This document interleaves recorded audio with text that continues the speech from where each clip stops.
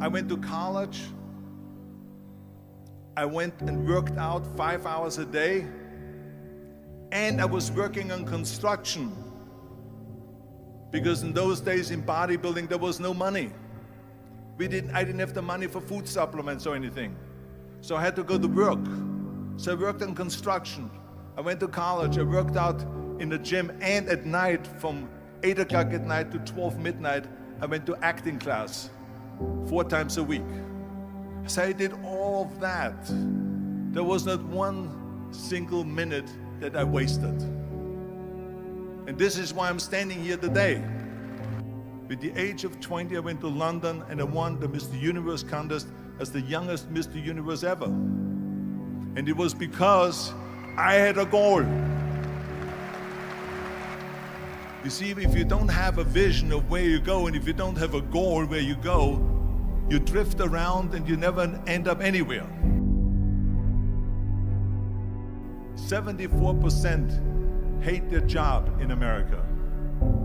The majority of people don't like what they're doing because they're really not doing it because they didn't have a goal and they followed this goal. They just aimlessly drift around, and then all of a sudden there's a job opening, so they get that job because you have to work. But then when you work, it's a chore. It's work.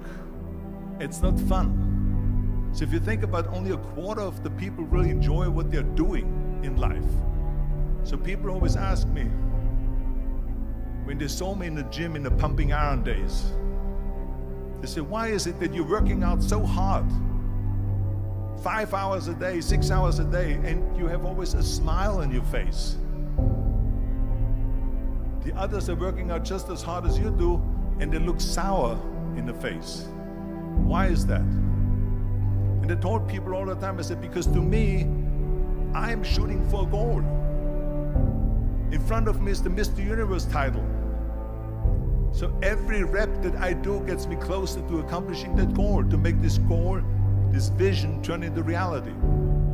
Every single set that I do, every repetition, every weight that I lift will get me a step closer to turn this goal into reality. So I couldn't wait to do another 500-pound squat. I couldn't wait to do another 500-pound bench press. I couldn't wait to do another 2,000 reps of sit-ups. I couldn't wait for the next exercise.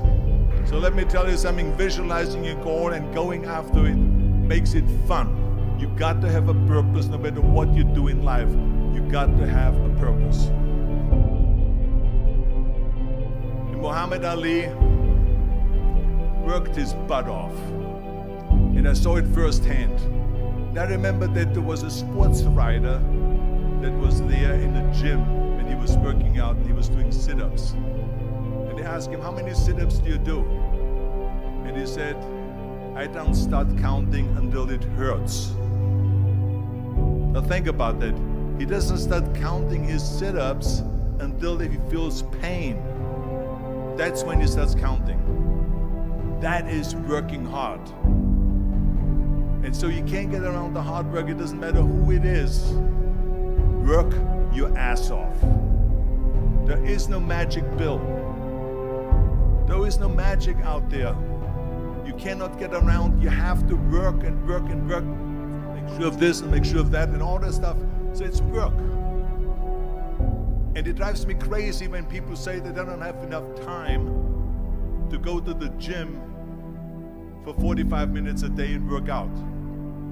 Or to do something for 45 minutes to an hour a day to improve.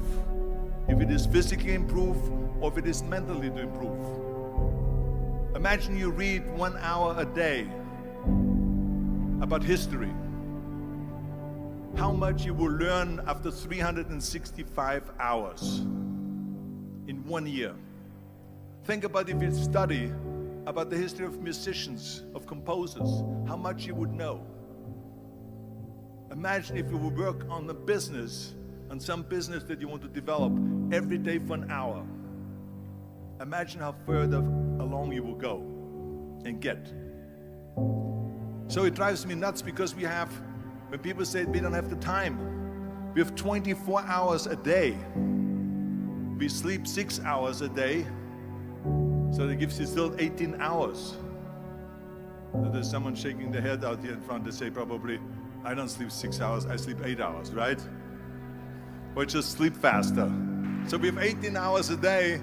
The average person works around 8 to 10 hours. So let's assume it's 10 hours, so we have 8 hours left. Then you travel around an hour a day, maybe 2 hours a day. So now you have still 6 hours left. So what do you do with these 6 hours? What do you do with these 6 hours? Then we eat a little bit, then we schmooze a little bit, talk a little bit to people and all that stuff. But you can see how much time there is available if you organize your day. So you got to work hard.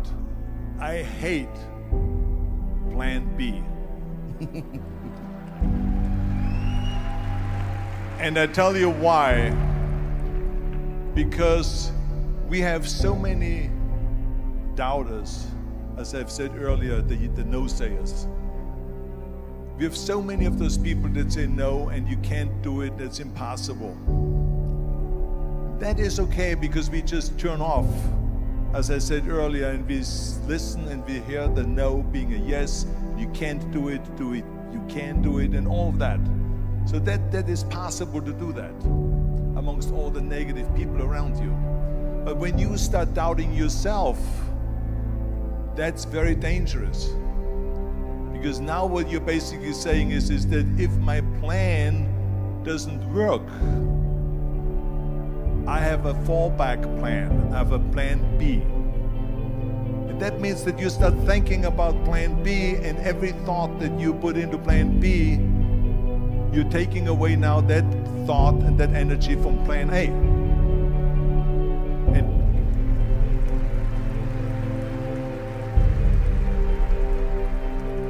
And it's very important to understand that we function better if there is no safety net, because plan B becomes a safety net. It says that if I fail, then I fall and I get picked up and I have something else there that will protect me.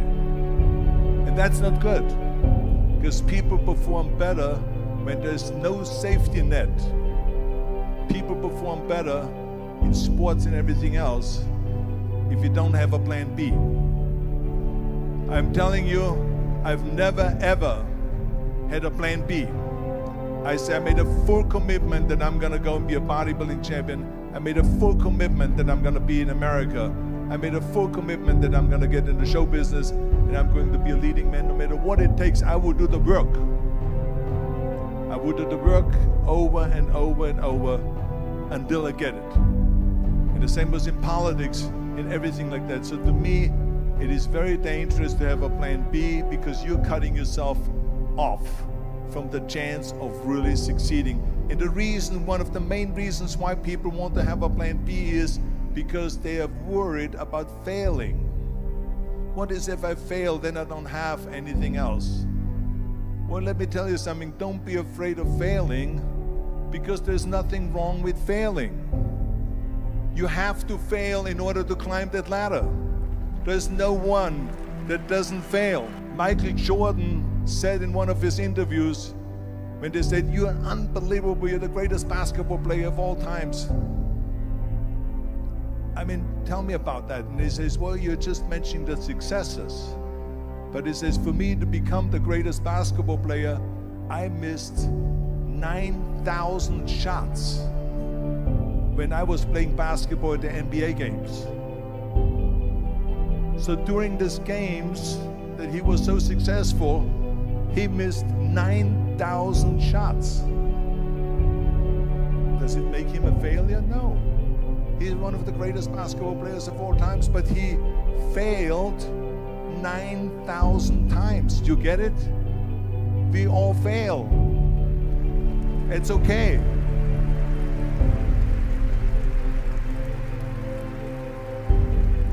What is not okay is that when you fail, you stay down. Whoever stays down is a loser. And winners will fail and get up, fail and get up, fail and get up. You always get up. That is A winner. That is a winner. I failed in bodybuilding. I lost bodybuilding competitions. I lost powerlifting competitions. I lost weightlifting competitions. I had movies that went in the toilet and that were terrible and got the worst reviews. And in politics, I remember I had many of the initiatives on the ballot, and we lost.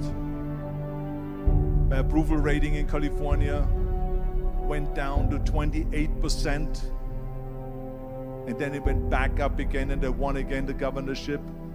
Hey, we all lose.